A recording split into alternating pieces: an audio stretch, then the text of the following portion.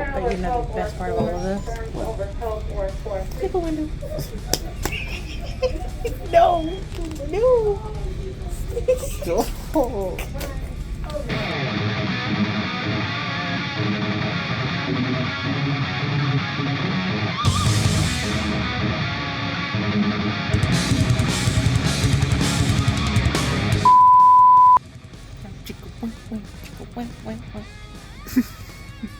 You can't really see it because your phone, like, can you see it? Oh, it's stop. Oh, they see us. Side note, I've been like commenting for the last bit on how squeaky this chair is, and then Sarah's agreeing with me. This chair is really squeaky, but it's super comfortable, so I don't know if I want to get rid of it. Actually, I take it back. The armrests that are here aren't the most comfortable, but the chair itself is, and I think part of that is because I grew up in office chairs, so I really like it because it's comfy, but it's not the most comfy chair. Either way, putting the discussion on chairs to the side, I'm really excited to talk about the loot that I have in front of me because it's stuff that I've been wanting to try for a while. It's stuff that I think is really cool. I have 4 very special things that we're going to put to the side, and I don't want to say the most boring thing, but we'll definitely talk about this one first because it's not going to be a major point, and that's this. This is a tube of Winsor Newton watercolor, and this is the professional series. This is Winsor Violet. I don't know why, but for some reason the tube is actually much lighter than the paint. We had some samples that we have displayed where they're actual pieces of paper that they painted. It's really cool. I absolutely love that. So we get to see what the colors really look like. For some reason, much lighter on the print. Like, this is a really dark, really nice looking violet. I really like it. Something that's really cool is Winsor Newton,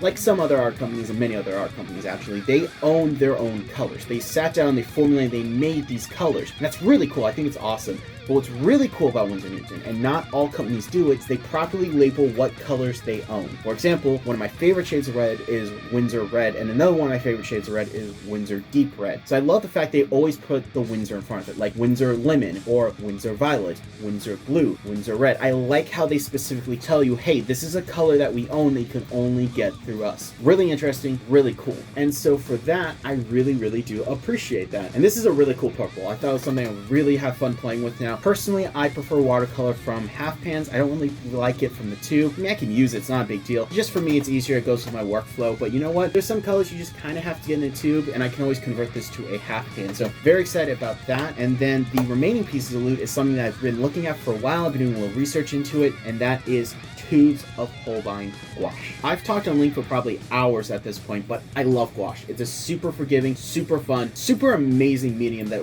really is finally getting the love and attention that it deserves. Now, what's cool about gouache is that there's tons of different providers. My personal favorite is the Winsor Newton. I absolutely love it. Super affordable, super high quality. It's an amazing gouache. Very entry level, but still professional, so you can keep growing with it. I've been using it for like, what, 3-4 years, and I still feel like I can push the boundaries of what I can do. I have some Utrecht gouache that I've talked about before, and in honesty, it's really good. It's cheaper than, and I don't mean cheaper in terms of like quality, I mean cheaper in like the price range of the Winsor Newton gouache. And the quality's pretty, I don't want to say comparable because it's not quite comparable, but it's still really good. I still recommend it. I actually recommend that one more for college students because it's more affordable and it's still really good and still really high quality. But with that said, the Winsor Newton's still my favorite. I've tried Turner's gouache. Turner's gouache is okay. Definitely, I would say worse than the Utrecht gouache. But the thing about Holbein, I've done a lot of research into it. Holbein is definitely the next step up in gouache. It is a much higher quality. It's a little thicker. However, it is quite a bit more, and you're really going to be paying more for that. And that's the thing. It's quite expensive, but I decided to pick 4 tubes because they were colors that either Winsor Newton didn't have, or they were colors that I think that they actually formulated and they look better than Winsor Newton. And that's something that's really interesting. I always like comparing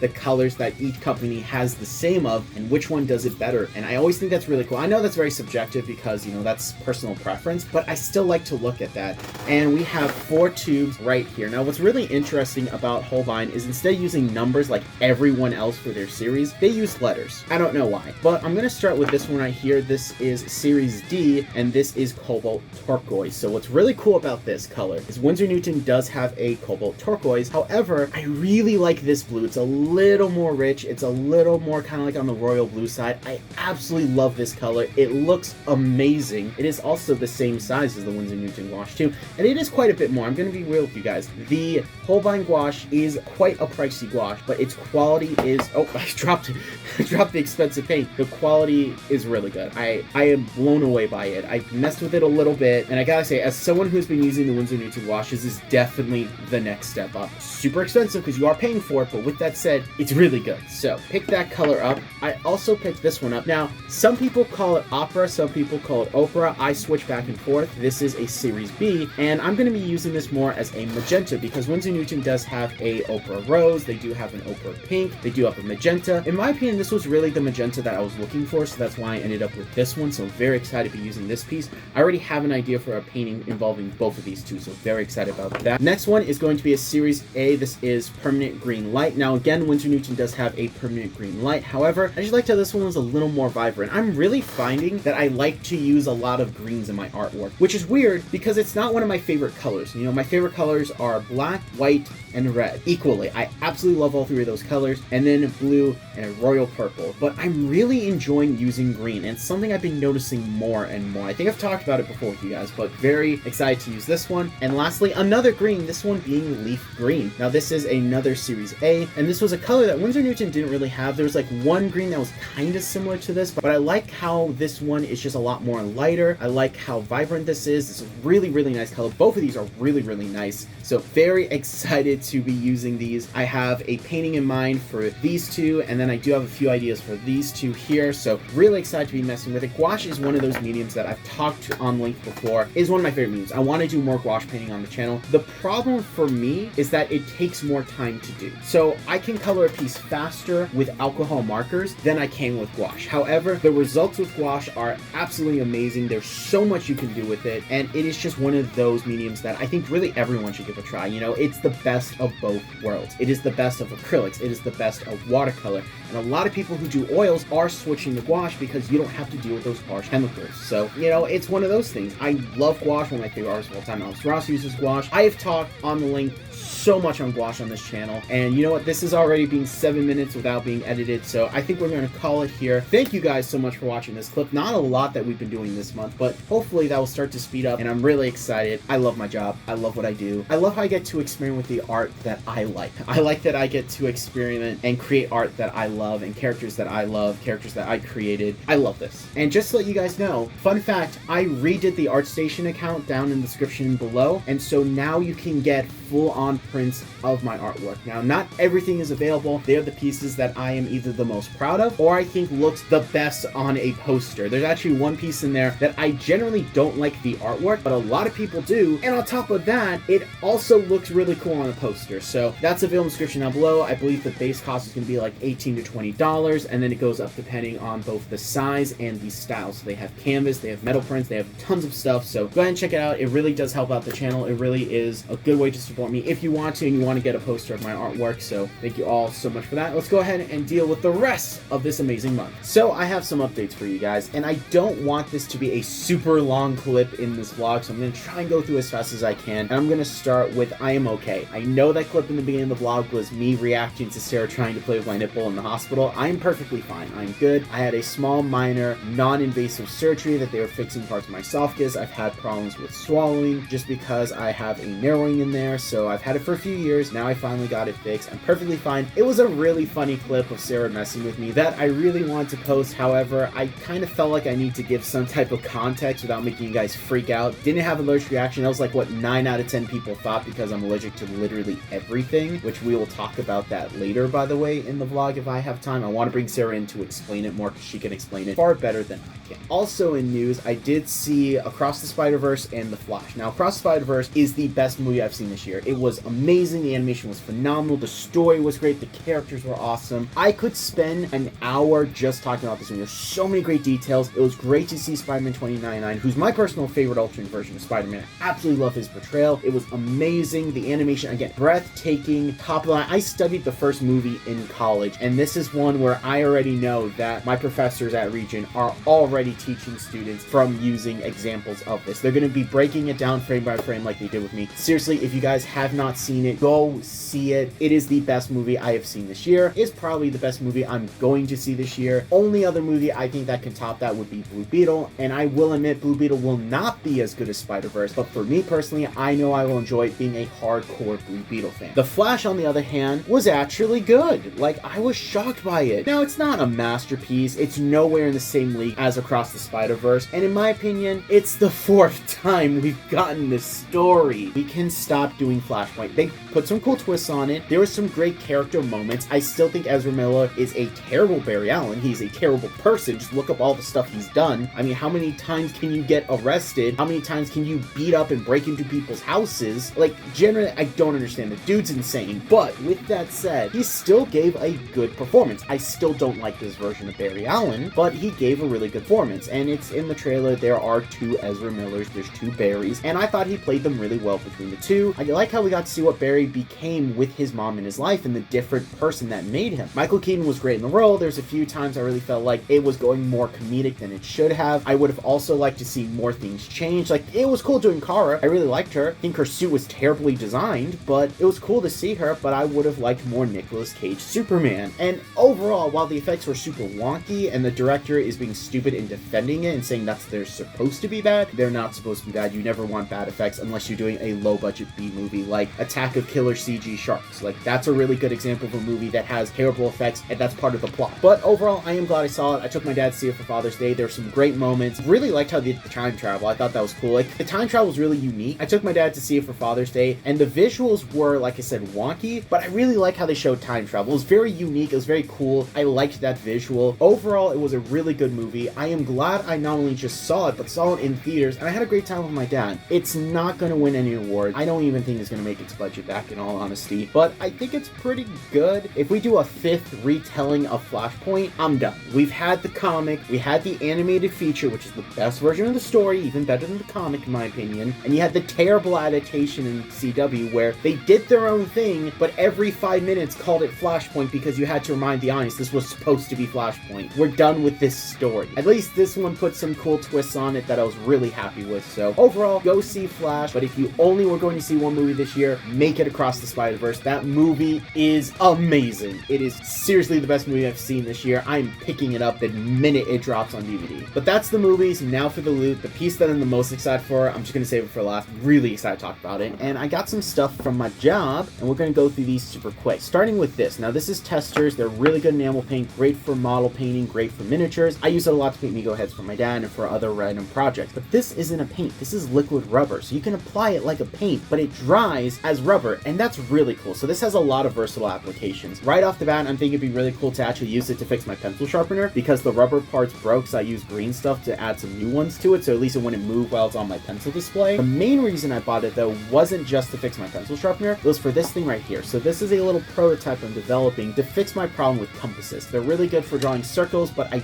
don't like how they break the paper, how they have that sharp metal piece that indents the paper, breaks through the paper. That's the one thing about compasses I hate. So I thought it'd be cool to develop a tiny little piece of plastic, this is just made with green stuff, that you can plug into the sharp point of your compass, and then you rest that on the paper and you can just turn it like normal. The paper won't get damaged and the compass won't be compromised, because if you try to just do it normally without breaking or damaging the paper, the compass tends to not make perfect circles. So, at least in my experience, I'm not super skilled with them, but I also am very clumsy. So either way, I think this will be really cool, and just coating this in the rubber will be a great base for it, so it shouldn't move and hopefully it doesn't smudge or damage the paper, so I can go in and draw really nice circles and really big circles with my compass, because I have a really good compass that I want to take better advantage of. So that's why I picked this up, and I also thought it'd be really cool to have for just random fixes that I need to do here and there. I also picked up one tube of Holbein gouache. Now, I really like gouache, and Holbein's gouache is amazing. It's super high quality. For me personally, I still like Winsor Newton in the sense that I get really good quality for really affordable price range, but there's just some colors that they don't have, and a few colors that I think Holbein did better, so I decided to spend a little extra money to go with the Holbein. And Lilac, this is a color that Winsor Newton didn't have, and it's a really nice shade of purple, so I thought, you know what, I think it's definitely worth it. Now, this was a Series B, so it was pretty affordable. That's the equivalent of like a Series 3 of Winsor Newton. Again, it's a little bit more on the price side, but this is a really nice color. And then the last two things I got are these right here. Now, these are my only 2 tubes of Holbein watercolor. Now, I looked at all the Holbein watercolor, and in my opinion, they're good, they're high quality, but there wasn't any color that would specifically sway me to their side opposed to Winsor Winsor Newton. And on top of that, I really like half pans. I prefer half pans. It's better for my mixed media style to use them. It's easier, so that's why I stick with them. However, what really drew me to these two is that these are amazing skin tones. Like, look at that. That is amazing. Now, I don't know how to pronounce these. I looked it up. It's either John or Juan, but it's Jaune.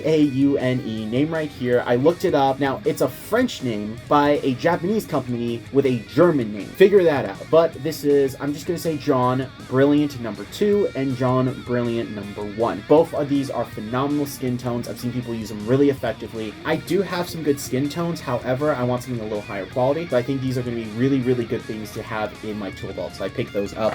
And lastly, we have the piece that I'm the most excited for. This super cool gift from my mom and dad. They found it at a Goodwill, and I can't believe they found it because this is one of the coolest things ever. It is a stretched canvas poster of the Fantastic Four, done up not only in just the old Jack Kirby art style, but done up as if it was the left corner of a comic book. Because it says Marvel Comics, and right here, what's really cool about it is that this is how they advertise their books on the newsstands. Back then when comics were coming out during the Marvel Age in the 60s, before comic book stores and other things like that were available, they were sold in grocery stores, they were sold on newsstands, and sometimes the books would be so stacked you wouldn't be able to see the full cover. So Marvel came up with a really clever way to advertise their books specifically that way, in the sense that they would always have the top left-hand corner showing. That corner would have heads drawn of the characters in the book, and eventually other artists would use it to kind of tell mini stories. There's a famous example, I can't remember the artist or the specific issues, but it was a series of Hulk comics where Bruce Banner got control of the Hulk, and so it showed the Hulk dressed up really nice in a uniform. However, as he lost control, every issue the Hulk would start to freak out and rip off the clothes, going back to savage ways, which is really cool. This is a really awesome little thing. I love this. It's a cool part of comic book history, and I absolutely love Jack Kirby. He's my favorite comic book artist. He's my favorite artist, period. I've said this multiple times, so this was a really cool find. The only thing is I don't really know where I'm going to put it right now. I don't have a lot of room in the studio. I don't have a lot of room in my room, and that's me and Sarah's room. I don't want to put up a bunch of nerdy stuff. I mean, she loves this stuff, but I'm pretty sure she doesn't want to have wall-to-wall Batman and comic book posters.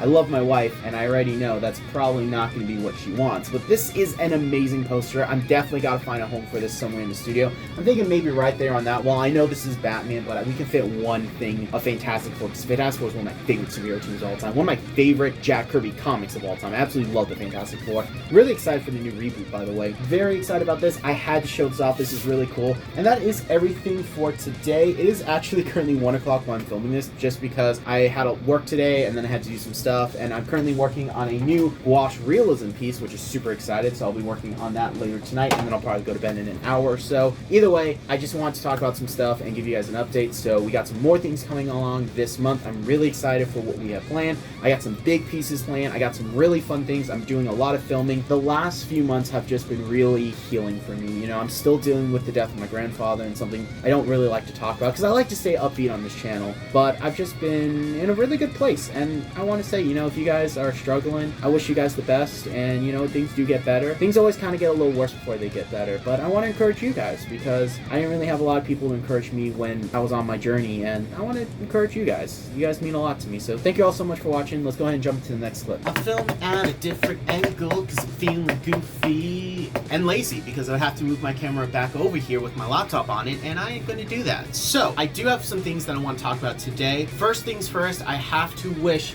my best friend in the world, Taylor, happy birthday. He's my best friend. I've known him since I was 14, so I had... It's a mom! It's my mom! Ready? I'm wishing Taylor happy birthday. Happy birthday, Taylor! Woo! I've known him since what? I was 14? No, 12. I've known Taylor since I was 12, not 14, because I moved to Massachusetts when I was 12 years old. We've been friends for over a decade. He's my best friend in the world, and I had to wish him a happy birthday. Right at midnight, I sent him a happy birthday text. I'm gonna call him again later today. I cannot stress how awesome and how much of just a great person I love Taylor. He is my best friend in the world. Like, I say he's my little brother, so had to give him a quick shout out. And again, hard to believe I've known him since I was 12, and I'm 27, so that's kind of crazy to me. I'm so so lucky to have such a great friend. But I do have some other updates that I want to go over real quick. Those updates being both loot, which I have right here, and 2 projects. And I'm going like this because one is right here, the other one is right here. And these are projects that are taking quite a bit more time than normal. And that's okay because they're really big, really fun projects that I cannot wait to start the filming process. I have not started the filming process on either of these, despite one being about 25% complete. Now, when I say 25% complete, you're probably thinking I haven't gotten much done. Gotten a lot done. The problem is it's a lot of work. Now, I'm going to be honest with you guys, I don't know when I'm going to be releasing these videos. For one, I have a backlog on stuff that I'm releasing. You're still seeing videos from Virginia, but also just the release schedule. Sometimes I have to miss a week just because of how busy things are. I don't have time to upload, and that is something that's unfortunate that I'm trying to remedy and get more stuff done for you guys. But I'm going to show you guys a sneak peek of this piece right here, and this is my attempt at an Alex Ross style rendering of my original character Raph. The pencils themselves are about 80% complete, and it is still a lot of work to do. Now, what I need to do in this to finish up all the pencils is add my values and my shading work and just make sure that all of my tones are perfectly placed in so that when I do the wash work and the painting work, I'll have a really good template that I can just enhance with the coloring. Very, very excited about this. This is done on Crescent board, which is this super thick illustration board that can take like any type of abuse you put on it. I absolutely love this board. Really excited to get this done. It's 25% complete and only 80%. Also, a quick question for you guys. Should I draw the wings in? As of right now, I'm waiting for me to finish all of the shading to see how it looks, and then I might go in and add the wings. Still debating it. Sarah thinks I shouldn't. I think I might do it. My dad is saying I should. A lot of people at work are saying I should. So I still just got to think about it and make a decision. So I appreciate some feedback from you guys. So that is project number 1 update, and now for project number 2. So project number 2 is technically still in the planning phase because there's still a lot that I need to figure out about it. I do have the medium figured out. I do have the scale figured out. I do have budget figured out, and I also have my references figured out. So that's 4 out of 5 things I need. The 5th thing is usually the time, and that is because this is something so different. I really don't know how much time this is going to take. Normally that's not a factor, but with a piece this intricate and large, I do have to factor that in. Now, what I have figured out is that scale, like I mentioned, and that's going to be an 18 by 24, and I'm holding the camera here to show you this bundle right here. So this is where I store all of my really big giant pieces, whether it be works that are completed that I don't have room to store them, or they're just like these right here. These are just 2 canvases. These are packs of Bristol watercolor sketch paper. This is an illustration board. So it's essentially, this is where I keep the really big pieces of paper that don't fit in my normal place where I store all my papers right there. So what I want to talk about here is this is going to be a giant space mural of the constellation God's Hand, and I want to paint that with the Copic airbrush system. That's right. So we're going to do something so different. I've never done this before. I do plan to make a video in between them just exploring the Copic airbrush system and what you do with it so I can get a better hold of it. But as soon as I got the airbrush system, that's really where my brain went, and it's been rattling in my brain for quite a bit, and I'm like, you know what? I want to paint this. I want to airbrush this. I already have some stuff for it. Budget's already figured out. I shouldn't be going over budget. It's just the time, and that's going to be the main factor. So I want to get the Alex Ross rendering style done first before I tackle this huge project. This is also one that I want to get framed. However, I'm not going to custom frame it because it was quite pricey to do that. We'll see what I end up doing with this project in terms of the framing. I might make my own frame because I am learning a lot of those techniques right now at work, so we'll see. Either way, I'm very excited. I have the scale already figured out, and I already got most of my references. There's a few here and there that I just want to kind of refine, and I may actually go in and take my references and Photoshop them into the scale of what I want so that I can have more of a visual reference and it'll be easier for me to do.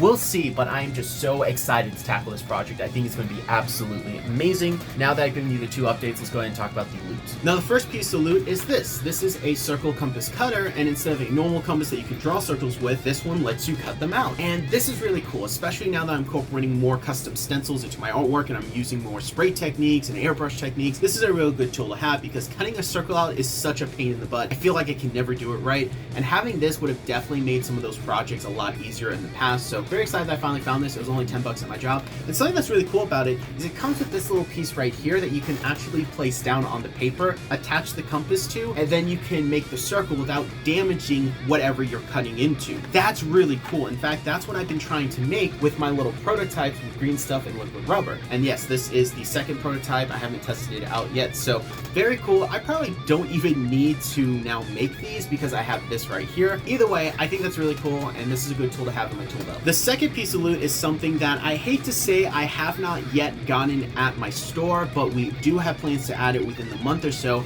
and that's these right here. These are Deco brush pens. What's really great about these is that they're like your normal paint pens, except they have a brush tip, which yes, Posca does have, but Poscas aren't acrylic paint, they're actually an ink, and they're super low pigment, but you have to twist them. These, you don't do anything to. You don't pump them, you don't push them, you don't twist them. They just work just by taking off the cap and just painting with them. And I cannot wait to try these. I tested them out in the store, and I was really impressed with the quality. I've been following the development of these because these are so cool. I first learned about them from Scott Christian Salva, who's one of my favorite watercolor artists of all time on YouTube. So I was really excited to get my hands on these in person. I got white, black, and red, my 3 favorite colors of all time. So favorite color and then my 2 favorite values. So very excited to make some art with these. I don't know if I'm going to do a full-on review of these, only because I don't plan to get a lot of these. I really don't incorporate a lot of acrylics in my work unless they're top coats, and for the most part it's usually just black, white, red, sometimes green, but they didn't have a really good green that I liked, plus I already have a really good green through Malto. Either way, very excited to mess with these and see what they can do. That's the loot for everything. Those are the updates on all the projects that I got. I do plan to film it, like I said, at least 2, hopefully 4 videos today. We will see. It's already 2 o'clock. Yeah, I had a bit of a day today running errands. And again, I had fun bringing Coco around with me, and we just had a little adventure today. So yeah, and happy birthday again to you, Taylor, bro. You are just the best person ever. And I wish I could spend your birthday with you in person, but hopefully this will make up for it. Probably won't. Next year we'll hang out, and then we'll probably get drunk or just hang out or watch movies, because I found out he's still not seen Spider-Verse yet, and bro, I'm gonna treat you to that because that's such a good movie. Thanks again for watching, guys. Hopefully we'll get one more update in, and yeah, I'll just keep you guys updated on everything that's going on. Thank you again so much for watching. Shame on you. It's a Sarah. She's shaming me because I forgot to take my medicine. It's just allergy medicine, and I'm only allergic to everything. By the way, do you want to explain how I'm allergic to everything? I did promise that in this video. Maybe next time. On Battle Brawler Z. So you guys are actually gonna have to wait a month for that explanation, because I really want Sarah to explain it, because she is actually the smart one of us when it comes to this stuff, and she's going to be able to actually explain why I'm literally allergic to everything. No joke. I am not trying to clickbait you. I really am allergic to everything. It was very fun to get the results of my allergy test back. But I do want to quickly shout out this awesome candle. I know I featured it a couple months ago, but this has been the MVP. I love this candle so much. It is currently lit. It smells like coffee. I don't know the company that makes it. If you guys want to pause and go ahead and take a look at that, feel free to. I really like this candle. It smells so good. It smells like coffee, and it's not like a small mom and pop shop. It is actually a shop inside of a bigger shop that's inside of the mall. It's one of the shops where multiple people rent out like the space to put their like handmade stuff in. I really wish they had a name, because I really don't see one on here. Like, I see Belly Blue, but I don't know if that's the company or the person. That's the thing. It's a really good candle, and if you guys are in the Tampa area and you go to Citrus Park Mall, go check out that shop and go get a candle, because this thing smells so good. Every time I work, I light it, and it's just like filling this whole house with the scent of coffee. Goodness, I love it. But to finish off the month, I do have some updates for you guys, including some loot, and I think I'm going to talk about the loot real quick, because I got some more gouache. This time I got Winsor Blue, which is actually a Series 3, and I only have a couple Series 3 gouache. That's pretty cool. And then I also at my job got some new watercolor, the Sennelier tubes. Now, all the colors were pretty cool, but there's one that stood out to me, and that's this guy right here. This is French Vermilion, and I absolutely loved how this looked on the swatch, and this looks so cool, guys. It's a really beautiful shade of red, so I was like, you know what? I'm gonna pick that up. So very excited about that. And the last bit of loot I have, I didn't pay for because I got it for free, and that's this. This is some Daniel Smith transparent absorbent ground. For those who don't know what absorbent ground is, it's basically gesso for watercolor. You can apply it to any surface, and then when it dries, it preps it for watercolor work. So it's kind of like liquid watercolor paper as well. I think that's how Sarah put it, to just get my mom to understand the concept. It's really cool. It's really interesting. I was really happy to get a tube of this for free, mainly because it came in busted and it was bleeding all over the side. And this isn't airtight. I'm actually going to have to transfer this to a new tube to store this in. So yeah, I came home with this today. So very excited about that. Project updates. I got a little bit more planned out for my giant space mural, so we're getting closer to that. I also plan on making a video explaining how the Copic airbrush system works, both with what the Copic airbrush system is, its strengths, its weaknesses, and then a separate video making art with it. I think that'd be really cool. And talking about the pencils that I mentioned, they are 100% done, though I'm still debating doing the wings, so I have a little rough sketch out on what I'm have the wings look like.